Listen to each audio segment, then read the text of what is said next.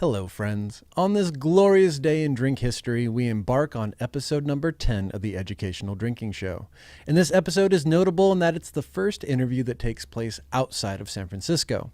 This will happen with some degree of frequency moving forward, because while we are both excited and committed to sharing the many spirits and cocktail stories originating here in San Francisco, there's just so much happening in cities around this fine country that we can't help but venture out and connect with some of those inspired people. And kicking things off with round one from the road is Los Angeles. It is a unique city, and if you've ever lived there, as I have, you realize that on the one hand, LA is full of possibility and opportunity and creativity and countless other offshoots of the American dream. On the other hand, the great writer Jack Kerouac once said, quote, LA is the loneliest and most brutal of American cities. New York gets god-awful cold in the winter, but there's a feeling of wacky comradeship somewhere in some streets. LA is a jungle.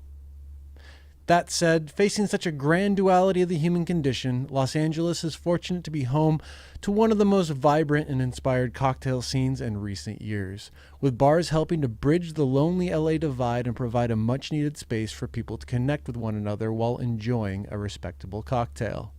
Let's do this.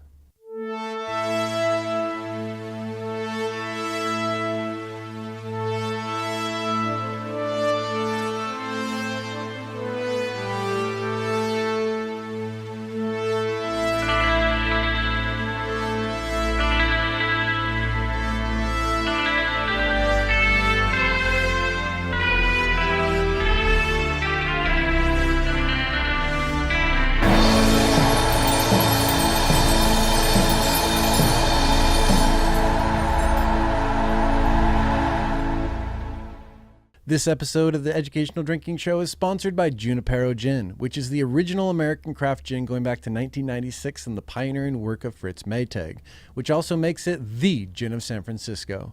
At 98.6 proof, it's a bit stronger than most gins and perfect in your favorite gin cocktail. Good stuff. My guest today is Los Angeles bartender Brittini Rae Peterson. Brittini currently works with the bar program at the Venice Whaler as well as Collective 1806, and she previously spent time behind the bar at Soho House West Hollywood, Fig and Olive, Tar Pit, Melrose Umbrella Company, Goldie's, and Inc.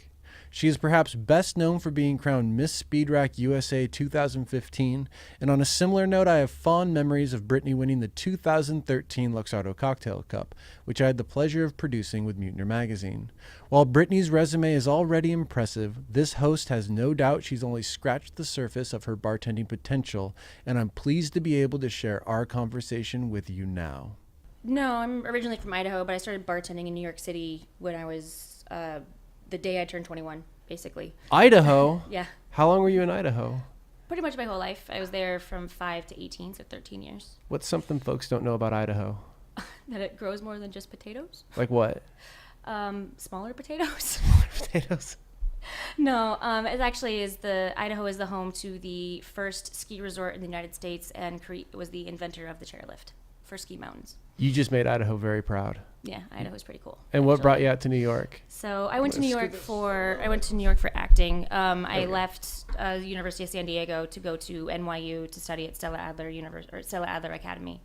So I was there doing that. I finished my education there. Nice. So it was a lot of fun. I mean, definitely the bright time to live in New York is in your 20s, I think. Yeah. And as I understand it, you went to bartending school. Oh, that thing. Yeah, that got out. Okay. Yeah, I went to bartending school. I was finishing up with regular school and knew I wanted to stay in New York to pursue acting. I needed obviously a way to make money. Mm-hmm. Parents were doing the whole, you're cut off thing. So I went to bartending school, paid $585 for 5 days of training with, food coloring dyed water and, people that thought flair was cool. And I learned how to make kamikazes and woo-woo motherfuckers and redheaded sluts and things that I probably haven't made since then. Do you remember the name of the school? New York Bartending School. It was near my acting school, so I think it was around 34th Street and 6th Avenue, right across from the Hyatt. I did the same thing. So I did National Bartender School here in Los Angeles. Oh, okay. With the dyed water and the acronyms and the little speed challenge at the end and everything else. Yeah, I mean, it was fun. I actually, now that I think about it, I was the fastest at the end of it, which is ironic. That's weird. You owe it all to that. Yeah, I do. It's all about that 1 week of bartending school. And it's people make fun of it, and I learned quickly that it wasn't something to put on the resume. However, I will say that it gave me confidence that I wouldn't have had otherwise. So obviously I wasn't a very good actor, but it gave me a lot of confidence to get behind a bar and at least pretend like I knew what I was doing versus feeling flustered. Yeah. So, because being a girl, a lot of people become bartenders via the bar back position. That's not really something that is open to as many females. I'm not saying that I agree with that. I think there are some amazing female bar backs, and I've worked with them. I just think that the opportunity at the time wasn't really available to females to be a bar back. People didn't want to hire females because they immediately thought, oh, well, and I understand, like, I still can't lift a full keg. So it wasn't as easy to become a bartender. And so my resume, when I was going to apply to be a bartender, was just 5 pieces of lies for the most part. And what is the state of the, in your opinion, the state of the female bartender today in the United States? It's gotten a lot better, I have to say. I'm much more comfortable with the position of the female bartender today than I was 3 years ago. I'm still frustrated that that's still a question. However, I'm the one who brought it up, but it's gotten a lot better. I mean, I no longer have guests come to me and say, hey, can I speak to the bartender? I want to order a drink, which happened to me the first time I was able to run my own program at the Tar Pit in Los Angeles. At least once a week, someone would come to me, a male, and say, hey, can I talk to him, pointing to the bar back, because he wanted to order a drink and he didn't think I could do it. Yeah. So that was definitely something that propelled me to work harder and try and change all of that. But luckily, with things like Speed Rack and just the growth of the craft cocktail community and females being a part of it, we've changed the public's perception of what a bartender is and what a bartender should be.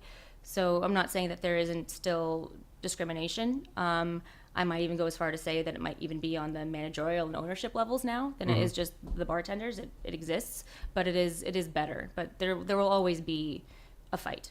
And maybe not, that doesn't say, that's not in every city, that's not in every bar. It's just, as a whole, I feel like it will be a fight for a while.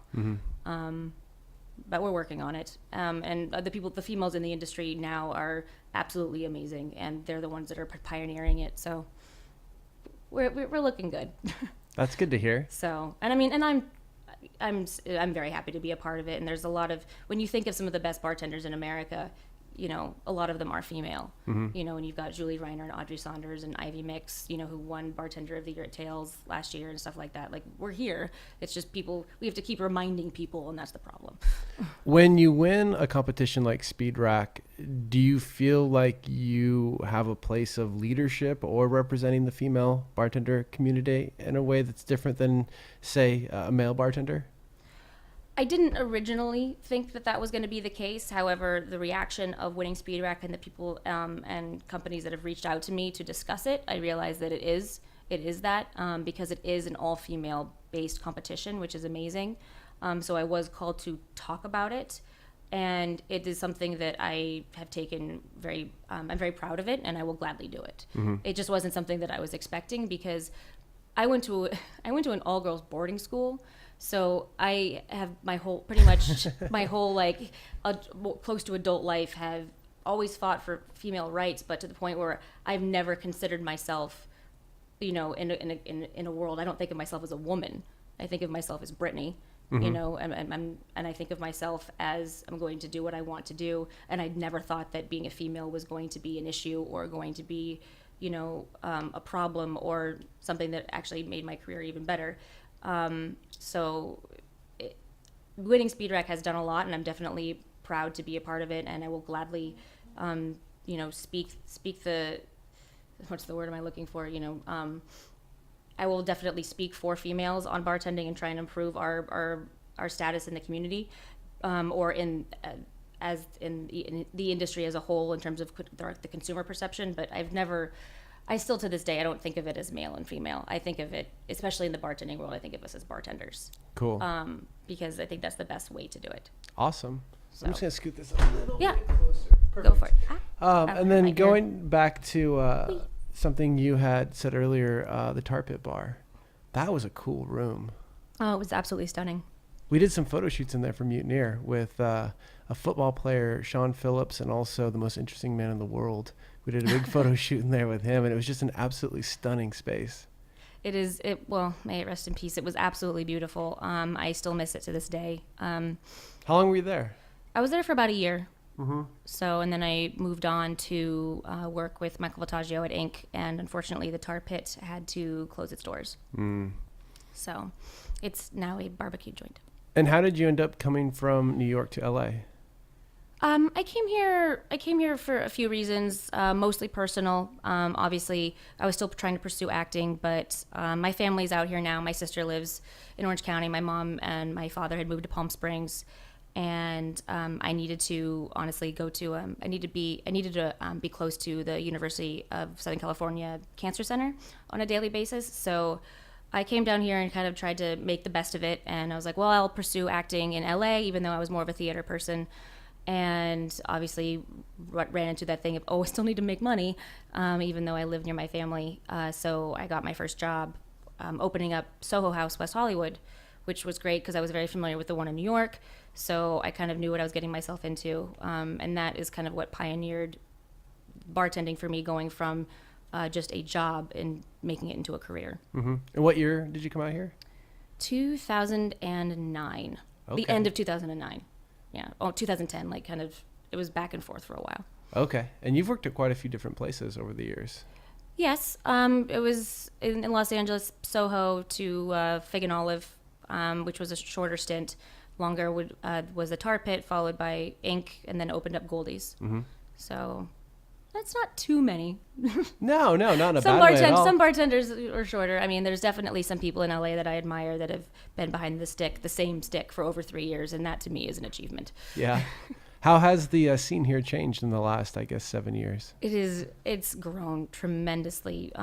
There's just been a lot of companies have just expanded. So you've got the 213 group downtown, that has Kohl's and Varnish, and now they've got so many other amazing bars. Including Kano Rum Bar and 7 Grand. And then you have the Houston Brothers, who, started with just, some tiny little bars that they had in Hollywood. And now they're probably one of the most popular companies in the industry. Mm-hmm. So with things like Harvard and Stone and La Descarga and, the infamous entrance to No Vacancy and things. And now they're at Coachella this weekend, serving cocktails out of a cute little hut. They're definitely innovators. So we've got some amazing companies behind us. Then here on the west side, we've got the Reese Company with Sunny Spot and A-Frame and the Brig. So we've had the growth of what was originally 1 or 2 bars turn into a group of bars, mm-hmm. which is really, really amazing. LA still has a long way to go. I feel like we need what is different from LA that is more common in other cities is that we don't have bartenders that own their own bar. Mm-hmm. I don't know if that's a financial thing or what exactly. We have a few. We've got Zach Patterson, who owns Melrose Umbrella Company, and we've got Jeremy Lake in Hollywood. But I could list off a lot more in other mm-hmm. cities like Seattle and San Francisco and New York City especially. So there hasn't been that level of dedication is just now coming into play in Los Angeles, which is very exciting. But that's what was the big difference for a while. So LA's grown a lot. We still have a long way to go. Mm-hmm. We're definitely more, people know of us more now on a national level. But I think that, we will always be a city that will always be striving to do better, which is great. Is that a goal for you to have your own bar? No. Nope. Ask me tomorrow, I might say yes. Yeah. I've seen a lot of bad things happen to people who own bars and restaurants, and I'm a little bit of a hoarder. I like the money that I've made in my life, and I'm genuinely scared to put it all into a bar and the potential to lose it. And LA does have a lot of openings and closings. Mm-hmm. And I don't know the future of this industry in Los Angeles just yet because LA is a very trend-driven city. Mm-hmm. Obviously, Hollywood has a lot to do with that. So we have a lot of brand new cocktail bars, but they've all almost opened since I've moved to Los Angeles. So we're still looking at maybe 5 years old max. That's not a very long time to look at the longevity of a business. I might get to a point where I will open my own bar just because nobody else is doing what I want them to do. But I'm enjoying what I'm doing now, between bartending and collectif, and I just finished a book and kind of trying to not improve, pardon me guys, but trying to influence and encourage the industry that way. I think I do want something that is my own within the industry, but I don't think a bar is going to be it. What are you writing a book about? So I just finished working on a book with a chef here in Los Angeles. It's called The Thinking Girl's Guide to Drinking, and it is a concept of cocktails without using any added sugar. And yes, I know alcohol has sugar. It's a very LA book, a very Southern California book, very trend book. But she reached out to me to help her with it, to help her create all the cocktails. So, we're doing coconut sugar, simple syrups, and things of the sort, trying to use mostly organic or liquors that I can vouch for, that are made well and made with love, versus, mass produced and things like that. So it's more geared towards the health community, in terms of people who are they're very conscious about their health and what they eat, and they're the ones that go to Whole Foods every day and stuff like that. But also helping them to drink, because they do enjoy alcohol, but they think that they're still stuck in that period where they think that all cocktails have simple syrup and cranberry juice and Midori and things that are just green and blue and pink. And when does that book get released? So it will be coming out in the fall. We're aiming for late October. Cool. I think back to when I was here in like 2005, 2006, working in the drinks world, and a decently made cocktail was the exception and not the rule. And, we were talking before we started recording here about how today so much of the evolution in the cocktail scene here is about neighborhoods and customer service and hospitality. Can you tell me a little bit about that? Yeah, I think that LA has taken a while to kind of grasp that in terms of hospitality. There are definitely different neighborhoods. You've got, for the west side of LA, everything needs to be much more relaxed. You won't find a bar with bartenders in, vests and ties and, mustaches on the west side. That will, no. If you can't wear flip-flops into a bar on the west side, that bar will not work. But that doesn't go for downtown. Downtown is, you got your young millennials, that are working really hard, that like the sophistication of it. They like the sophistication of the speakeasy, and feeling like they're, in a special, unique place that only they know about. So, but then you also need to understand that we have Hollywood. Hollywood is our nightlife. So you need to cater to larger crowds that are going to be a little bit more rambunctious than other areas. And you need to be okay with that. So, and then you also have West Hollywood, which is the very trendy area. You've got Culver City, which is the more family-oriented place. So a 2 a.m. bar might not, you might not see people in it past midnight. So people need, what LA has to do in every single bar in every single neighborhood that we have, we need to cater to the guests that are going into that bar and make drinks for what they want, because LA is so spread out and it is so hard to get everywhere. We can't make a bar and then, let's say on the west side, and then expect the people from downtown to come and say like, well, we want this kind of bar there, but we're going to have to make them come. And I'm sorry, traffic doesn't work that way during rush hour. Yeah. So everywhere, all the bars and restaurants have really catered to their clientele, whether they want to or not. That's the way that our bars survive, especially, with like Sunset Boulevard. There was a period of time where we had great craft cocktail bars opening and restaurants that really wanted to do really unique and new things with cocktails. And they still do, but they had to cater it more to the Hollywood Sunset crowd, knowing that a vodka diet soda was going to be a common order.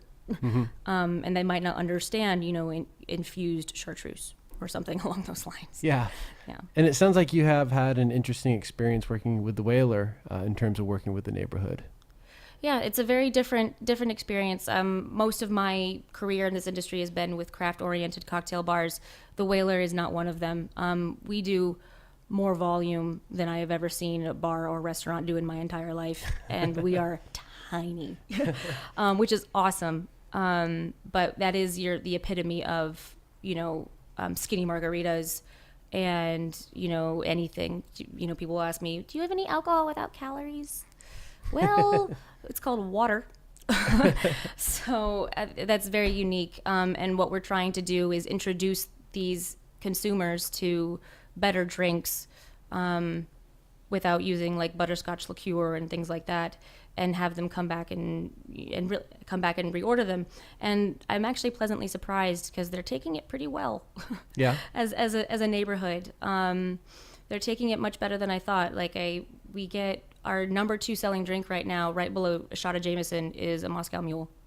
All right. And I know the Moscow Mule is definitely becoming almost the new Cosmopolitan in terms of trendiness, in the non-industry clientele. However, I'm still pretty happy with that because a few years ago when I first started bartending in LA, the Moscow Mule, nobody knew what it was. And I remember when we were making it at Soho House in West Hollywood, Oprah got so excited about it, she did an episode, she featured it on her show one day, the Moscow Mule, which she learned to drink at Soho. And the fact that it's only taken 5 years now that almost every other girl that comes into the Whaler is ordering one, that's pretty cool. But the Whaler still has a long way to go in terms of getting them to drink different things. But the good news is, and this wasn't the case 2 years ago, the consumers that are coming in are actually eager to learn. I had a guy come in the other night, ask for a Jameson, and I had some Teeling whiskey. And I love Jameson, but I was also like, oh, here, do you want to try this one? It's a different Irish whiskey. And then he loved it. And then he got really interested in learning more about Irish whiskey. And now he comes in and he asked me about different types of scotches. So it's just the education part is actually going really well there. And I'm really happy with the direction it's going. It's not going to happen overnight. It's not going to happen in 6 months, but we will get there. Awesome. And then in terms of, I guess, drawing a little bit on your performance experience and history, you've done well in competitions lately. And, one that comes to mind that's a big thing for Anchor is the Luxardo Cocktail Cup. You won that one a couple years ago. Yeah, that was actually my very first cocktail competition.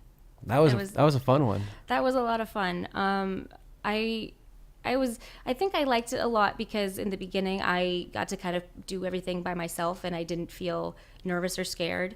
One of the biggest things for me coming into this industry was, well, there's already so amazing bartenders in it, and I was like, oh, who am I? I'm nobody. So I didn't want to go to meetings or things because I was like, well, I'm not important enough to go. So when I got to do the Luxardo, knowing that I could prepare it by myself and nobody else would be around, it encouraged me to try. And the fact that I had so many different amazing spirits and liqueurs to work with, it made it a lot easier because it wasn't just like, oh, here, you have to use this one thing. It was like, oh, you have the entire portfolio of Luxardo to work with. Oh, that's cool. Yeah. That's fun. Yeah. And, it was just something that I had time to think about. And something that I've taken from that competition and all of my other ones is I really do relish the fact that I live in Southern California, which is one of the best places in America in terms of ingredients to have locally almost year round that a lot of other places in the United States don't have access to the point where we can use, we'll have mint year round. Obviously citrus is a huge one. That's not the case in, say, the East Coast. So, and that's something that Luxardo Cocktail Competition taught me, was to really kind of embrace where you're from and your neighborhood. And this was before foraging became a thing. And I've taken that with me ever since then when I am thinking about designing a cocktail or when I am thinking about, if I ever to do another competition, I always bring it back to home and I bring it back to California. And that's what Luxardo and Anchor inspired me to do. And winning that competition was very nerve-wracking for pretty much the entire time. But it was definitely a highlight, and it was really something fun for me to bring back home to Los Angeles and kind of make me feel like maybe I can start joining in on the meetings that I didn't get to go to or I didn't show up to in the past, I guess, and really it gave me the right to feel like I had an opinion, or that I was allowed to talk about these things. So it was a really great time for me. And then to be honest, after that, my whole career just kind of skyrocketed in terms of being able to do other things, and it was a great year. It was a lot of fun, and I had a chance to be there and watch it, and there were some really talented bartenders you went up against, and the win was well deserved. Yeah, and the good news is too, like a lot of those bartenders that I went up against, they're now some really good friends of mine. That's awesome. Yeah, so like every single time I go to Seattle, I hit Nick up, and it's just, I love the people that I met during that. And you had a chance to go to Italy as a result. Yeah, we went to, I got to go to Italy for over a week, and to visit the Luxardo distillery and visit Venice and Verona, and it was really just an amazing experience. And I think, because especially with Luxardo in terms of like say the maraschino, it's behind every bar, so when you start to see a product all the time, you automatically don't think of it as being a small production. You automatically start thinking of it as a large production. And with the rise of handcrafted or small batch in the industry, sometimes a well-known product like that could almost be a turnoff to certain bartenders. And I'm just saying that as a general. I'm not saying that's the case for everybody. But like getting to visit Luxardo and just see the people that work there and see the distillery and see the vats and see, the whole process and realize that it's nowhere near as big as I thought it was. It's really tiny. It was really cool, and you wouldn't even know it's a distillery, and just like, and how beautiful it was too. I mean, that was absolutely unbelievable, and to see like how the Luxardo bottles are made, and like, I'm like, wow, this is actually really, well done and slow, hand meticulated process. And obviously there's nothing can ever replace, I think, a bartender's opinion about a brand without them visiting to really see what's going on. But that was one of the first distilleries I ever visited, and it's always something that I'll take with me wherever I go, and whatever bar that I'm working in or whatever I decide to do, that will always be there. Awesome. So. And then I want to hear about this whole speed rack experience that you have. It's so cool. Congratulations. But can you kind of take me through it and your experience and what it was like? Yeah, I mean, and that's the thing. Now that speed rack's, a little bit older versus like when some of my friends that won it year 1 and year 2, it wasn't the experience for me. It wasn't just 1 year. It was a 3-year thing for me. I did speed rack. I competed in speed rack 3 years ago in San Diego. Came in second under Jill Webster. Did it again the following year. Went up in the first round and lost by like half a second because I kept getting egg in my egg white cocktail. So I deserved it. And then I did it again when it came back to Los Angeles. So there was a lot of trial and error for me. And so I was able to have that going into it. So by the time I went into the third year or this past year, I knew all the things. I was well versed in everything that I had done wrong. Mm-hmm. So I kind of focused on the things that, well, make sure I didn't do any of those ever again. Mm-hmm. Number one is no more Fernet, or basically no more anything. You can't do this competition anymore and drink alcohol. It doesn't work, mm-hmm. And if you can, then you prove me wrong, but please try not to. And also to stay focused and to really listen and to be prepared. I mean, I have never done so much, practice mm-hmm. necessarily for something ever. So to the point where I took it, I brought it home. I feel bad. My boyfriend had to play timekeeper, bar back, and then watch me and tell me what I was doing wrong all the time. And obviously it was very stressful. So it wasn't the most romantic of experiences. But I had to do that. I did that every night, and I had a bar at home. And then when I went to New York City, when I won LA and then went to New York City for the finals, we built a bar on top of suitcases inside the hotel room. So I could practice there. It was so much practice and so much focus. And I'm not quite sure why I wanted it so much now that I think about it, because that is it was a lot of time. But I think it was more to prove to myself, because I've always known that I was fast, mm-hmm. Because I know when I'm in service at a bar and I'm in service well, and, I'm just looking at tickets and I'm going, I know what I can do. And I knew that. It was just, I was bothered by like the nerves, and you're in a room full of all your friends and everyone's screaming, and the people you're going up against are your friends, and you're like, but I want them to do well. It's, mm-hmm. But it's all for charity. And then everyone's telling you that, oh, don't worry, it's all for charity. I'm like, yeah, well, you come up here and do this and tell me it's all for charity. It is all for charity, and it's a great concept, but it was very stressful. And even this year, I was helping some girls in different cities train in Boston and Vegas and Seattle. And I can't tell you how relieved I was that I wasn't doing it. Yeah. Because it really, it always is, it was always the most stressful day of the year for me. Mm-hmm. Not because it was supposed to be, it was just, it is very, they did a very good job of making this cocktail competition very well respected very quickly. Mm-hmm. So it's really great to be a part of it. I'm happy it's over for me, and I'm happy I get to be a supporter, and I get to, wear pink t-shirts and, donate money and, be a supporter. Yeah. And see it from the other side. I'm really excited for that this year. But how good does it Yeah. feel? I mean, it's one thing to put that kind of work in, but then to have the work pay off, it was must amazing. feel great. It was absolutely amazing. It didn't settle in for a while, but then, I got to go to Ireland and compete for America for the Jameson Global Bartenders Ball, which was fun. And then I got to, I've had a lot of companies reach out to me. I had Elle Magazine called me for an interview, and then I was in Elle, and I'm like, what is happening right now? Things that weren't really available in the past. And it kind of bumped me up in terms of, everyone's like, oh, Brittini Rae, she makes good cocktails in Los Angeles. Now it's Brittini Rae, she won Speed Rec. Mm-hmm. That's what it is now. Yeah. When people are introducing me. So that, it makes me feel really good. And it's definitely something, a competition I'm very proud of. And I'm also proud of the girls behind it. Ivy and Lynette, I think that they started something. I don't even think they knew what they started when they did it. Mm-hmm. And now they're in Canada and London, and it's insane. It was amazing to watch, and I'm so happy to have won it and be a part of it. And it's honestly probably the reason why I was also reached out to help with the book. Mm-hmm. So the woman knew me from Ink beforehand, but Speed Rec was one of the clinchers for it. So it's definitely opened a lot of doors I didn't have in the past, or that I didn't even know existed, to be honest. And looking ahead, what does success look like for you as a bartender?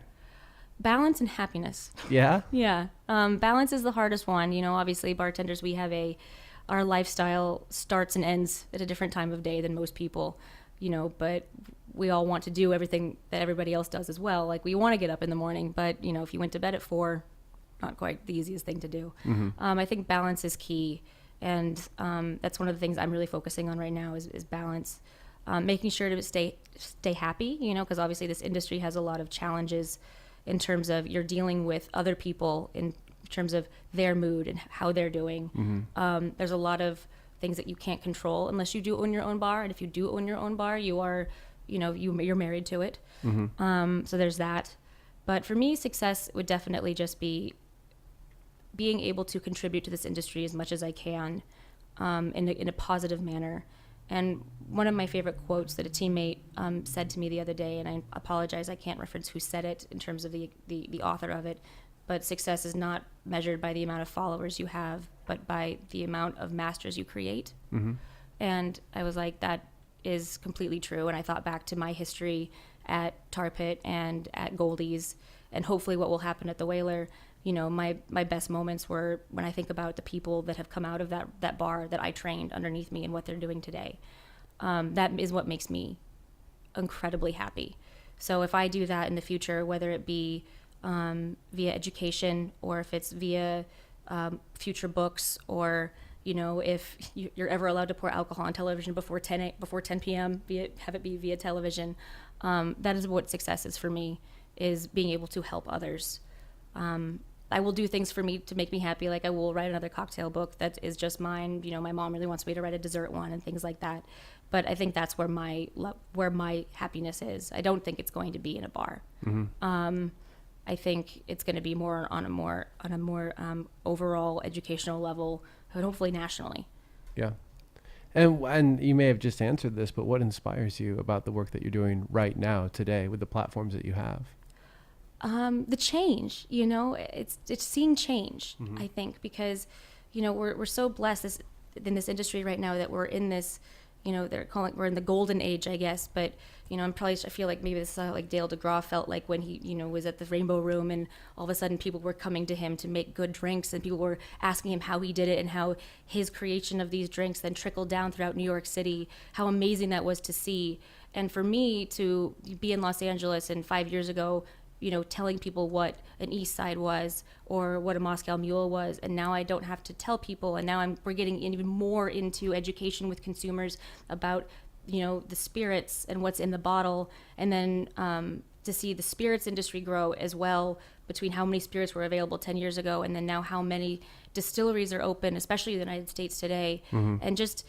And now and also like the young people, there are so many people in the industry, even in Los Angeles, who are getting behind bars when they're 22 in the craft cocktail industry. And they're not doing it because they want to make money for something else. They do this and they're in it and they know that it's their career. You know, there's a handful of them. And a lot of us, at least in my generation, it took a few years to get to that point. And they're coming in, they're saying, hey, I'm 21, I can do this now. You know, it's becoming a profession, you know, the way it used to be before Prohibition. And to be a part of that change and a part of that influence and that growth is so insanely rewarding, and it's so exciting. And I can't think of really, you know, any other industry that I was looking at having, you know, at first I wanted to be a doctor. Well, you know, I mean, everyone's been there, done that. Like, you're a doctor, you're part of it, you know.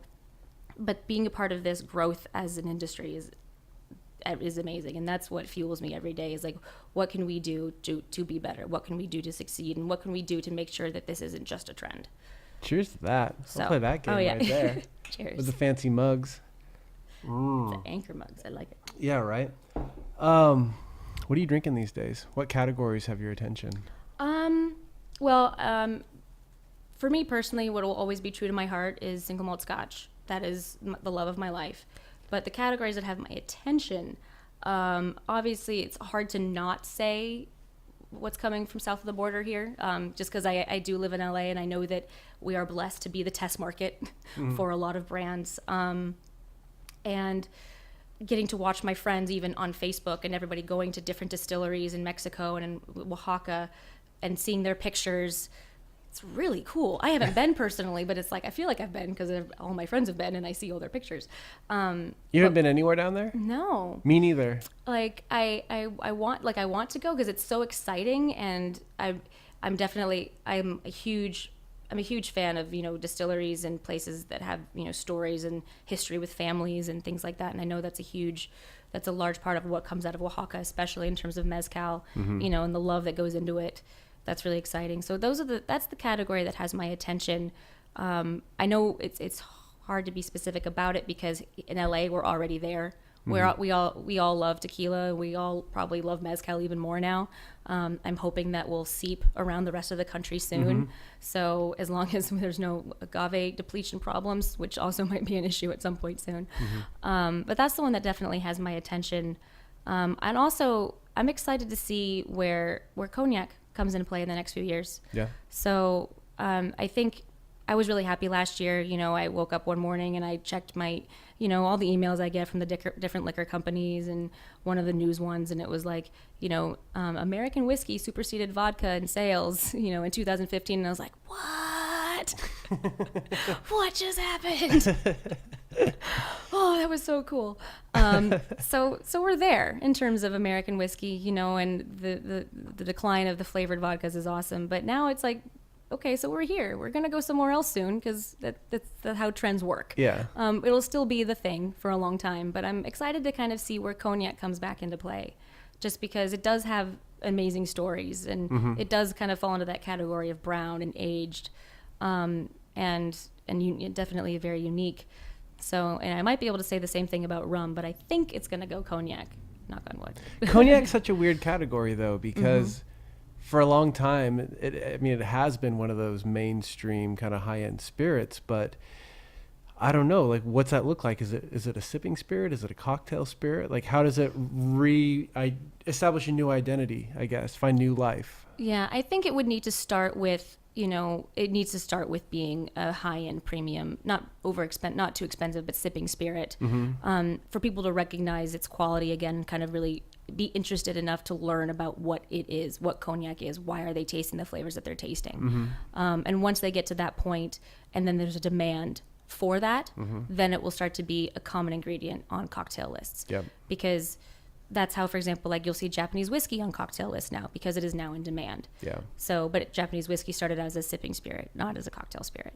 So I think that's the way that cognac will need to do it, because they need to, unlike Japanese whiskey, they need to reintroduce themselves, you know, because cognac's been around for hundreds of years. So it would need to be encouraged as a sipping spirit.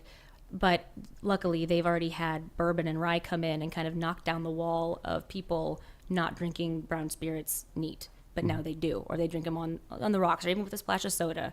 But now they don't have to worry about that barrier. That barrier is gone. Now they just have to worry about, you know, making sure people like my generation and millennials don't think of it as their grandfather's drink. Yeah. Or their grandmother's drink. Yeah. And they think about it as something that, might be interesting. Is that more of a bar thing or of a restaurant thing in terms of cognac reemerging as a mainstream sipping spirit? I think it would definitely be, that's just my opinion. Yeah. You will see cognacs as in bars and restaurants. There still is not a very large selection of it. There is a larger selection of rum and other things. Yeah. But I just think that in terms of, cognac, also on a marketing standpoint, cognac has a lot of money. Yeah. And I can see them getting involved. Yeah. Involved in like, what is this craft thing happening in the United States? What is going on over here? What do we need to do? Yeah. So I can't say if it's more, I think it would be more starting in the restaurants, starting as a, maybe as an after dinner enjoyment kind of thing, and then going from there. Yeah. Bars, just like, for example, the Whaler, not so much. Yeah. So, somebody asked me for cognac the other day and it took me about 8 minutes to find a bottle. Yeah. So I was like, where did I put it? Yeah. And regardless, cognac's going to be okay. Yeah. Oh, it will be totally fine. Yeah. I think it's more just this thing where it has so much more potential that it even exhibits right now. Yeah, cognac and rum, I think, have large rooms for growth. And rum has been that category that everyone has been waiting for to hit. It's like always been right there on the cusp of hitting. Yeah, and I think one of the biggest things with rum is that people automatically think sugar cane, sugar, more calories, not going to drink it. Like the very short thought process of why they don't want rum. They immediately think that it's going to be, at least in the Southern California thing with the health macrobiotic paleo diet crowd, that immediately is something that they should not even touch. Yeah. And that's that's a misconception that it's our job as bartenders to try and trump. There's so much diversity in rum. Yeah. There's so much character. Rum makes me so happy. I know. I love rum. I love it so much. It's so good. And then eventually people are going to be like, oh, I can get like really, really old rum for $30. Okay. That's another thing. It's price. That, at some point, prices are going to level off for old spirits. But like, you can get really old spirits in obscure categories that aren't like single malt for not that much money. Yeah. Relatively speaking. It's not always going to be that way. It's crazy. No, rum will see its day, and I think that'll be because of it. It'll have a lot to do with price. I'm getting all worked up now. So, I'm sorry. I'm getting all excited. No, rum is a great category, and and a lot of people obviously know that the rise of the tiki bar and things like that. It's the re-rise of the tiki bar. I don't know. I guess that's a better way to put it. Yeah. So it's just a matter of getting everybody else on board, and and I think education has a lot to do with that as well, and really getting rid of knocking down that misconception and that wall of people thinking that rum is, a sweet, sugary substance instead of it just being a sugarcane distillate. Totally. And then I guess lastly, what's next for you? What's the future look like? Right now, I'm good where I am. I'm excited to finish out this challenge with the Whaler, in terms of for two reasons. Number one, I want to see if we can get good cocktails out of that bar as fast as they have to come out, because like I said, the volume of this place is unbelievable. And ironically, the less we can use jiggers and the less that we can shake a cocktail, the better we're going to do, which is that's an area of bartending that I can do, but I'm not familiar with. So I'm excited to see how I can achieve this and consistency as well. And also kind of bringing me back down to ground zero in terms of reminding myself that it is about the customer. It's not about, making a drink that I want to drink, that I want my friends and my bartender friends to come to my bar and drink. It's about making a drink that the people that are coming there to enjoy their afternoon want to drink. So yeah, I can do, infusions and, ice spheres and all these fun things. But who am I doing that for? And who at the end of the day is this bar open for? It's not open for bartenders. All those things considered, how did you end up working there and doing the work that you're doing?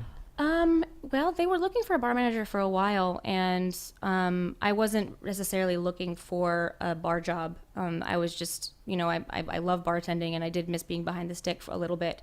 But they were looking for a while. They couldn't find anybody that they really wanted to work with, and my boyfriend put my name in, and it ended up being a long conversation, and we agreed to do this together in terms of I'm not going to be there all the time, but I will help out. And we ended up coming up with a great agreement. It worked for both of us, for the Whaler, and it worked for me. And so they're getting what they want out of it. I'm going to be able to be behind the bar more often, which is something that I know makes me happy. It's kind of like therapy a little bit. And so that's how it happened. But it also kind of ended up being a challenge. It was a challenge I wanted to take because it's not something that I've seen a bartender in our industry kind of go in and tackle necessarily. Like, let's take someone that's been doing craft cocktail bars in one speed rack and let's go work at a dive beach bar that's, we play sports and have an ATM in the bathroom kind of bar thing, So, but it's really cool. The other night I was bartending, I was making old fashions, I was pouring beer, and I was watching the Lakers on one screen and Golden State on the other, and I'm like, this is fun. That's awesome. This reminds me of fun bartending. What do you hope to achieve there? So, mostly helping the staff that are currently there, kind of at least understanding what bartending is going to become and what bartending is becoming, and it's not just a job that it can just be a job that you go there to make money, and if that's what it is, that's great, but that's not what the Whaler wants their employees to think. So it's that, and just kind of bringing craft cocktails and better quality ingredients to the West Side. It's already here, and there's amazing bars on the West Side, but it's still in the process of growing as a section. People didn't used to come to the West Side as much as they do now in terms of like downtown and Hollywood to drink. And I want to be a part of that growth. So, places like the Tasting Kitchen and Sunny Spot and Scopa, Chestnut Club have done a great job of bringing the guests here. And I want to continue the trend. So, but my goal is really just to have a good cocktail list that's solid, that caters to the guests, but that still exhibits qualities of craft cocktails and good ingredients, to kind of start introducing that concept of cocktails to a new clientele that might not have been experienced to it otherwise, because they aren't going to Scopa and they're not going to Tasting Kitchen. That's just not their type of establishment. So it's fun because they're actually pretty excited about it. Like, the people that have been trying some of the drinks and getting into it, they're absolutely amazed and they're really interested. But these are the people that, are coming in flip-flops and, what are they called? Swim trunks, and baseball caps and play, they're just not the craft cocktail scene hasn't necessarily reached them as a demographic just yet. So I'm kind of excited to see how that goes. Awesome. Well, good luck with that. Congratulations on all the recent success, and thank you. Thanks for sharing some of your stories Thank with you us. for having me.